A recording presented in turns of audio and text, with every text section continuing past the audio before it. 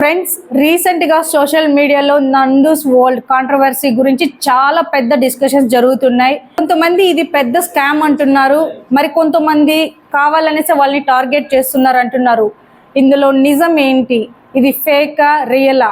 ఈ వీడియోలో మనం వాస్తవాలే మాట్లాడుకుందాం. Nandu's world YouTube channel owners Ramananandana గారు, ఆమె హస్బెండ్ మధుకర్ గారు యూకేలో వీసా ఇప్పిస్తాము, మేము జాబ్ స్పాన్సర్ చేస్తాం, మీకు అన్ని చూస్తాం అనేసి చాలా మంది దగ్గర డబ్బులు అయితే తీసుకున్నారనేసి మనకి సోషల్ మీడియా మొత్తం అలిగేషన్స్ అయితే ఫుల్ గా వైరల్ అవుతున్నాయి. పోలీస్ కంప్లైంట్ కూడా ఇచ్చారనేసి రిపోర్ట్స్ చెప్తున్నాయి. అలానే ఎఫ్ఐఆర్ కూడా ఫైల్ అయిందని మీడియాలో అయితే వస్తుంది.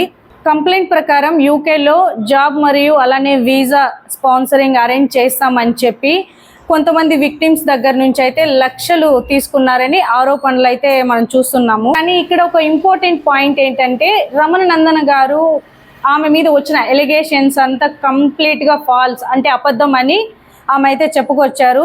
యూకేలో మాకు ఎటువంటి వీసా కన్సల్టెన్సీ అనేది మాకు లేదు అనేసి అయితే ఆమె స్పష్టంగా చెప్పారు.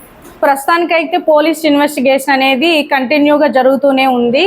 ఇంకా కోర్టు నుంచి కానీ పోలీస్ ఇన్వెస్టిగేషన్లో కానీ ఫైనల్ కన్క్లూజన్ అయితే ఇంకా మనకైతే ఏం అప్డేట్ అనేది కూడా రాలేదు. అంటే ఇప్పటి వరకు ఏవైతే అలిగేషన్స్ ఉన్నాయో అది నిజమా అబద్ధమా అనేది అయితే అఫీషియల్గా అయితే ఇంతవరకు మనకు ప్రూఫ్ అయితే రాలేదు. సో ఫ్రెండ్స్, ఇప్పుడున్న ఇన్ఫర్మేషన్ ప్రకారం చెప్పాలంటే ఎఫ్ఐఆర్ కూడా రిజిస్టర్ అయిందని రిపోర్ట్స్ అయితే ఉన్నాయి. ఇంకా పోలీస్ ఇన్వెస్టిగేషన్ అయితే కంటిన్యూగా జరుగుతుంది.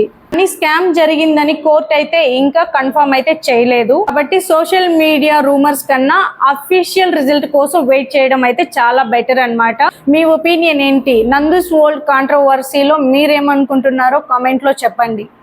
ఇన్వెస్టిగేషన్ లో నెక్స్ట్ అప్డేట్ వచ్చినప్పుడు కంప్లీట్ డీటెయిల్స్ తో మనం మళ్ళీ కలుద్దాం. Thank you.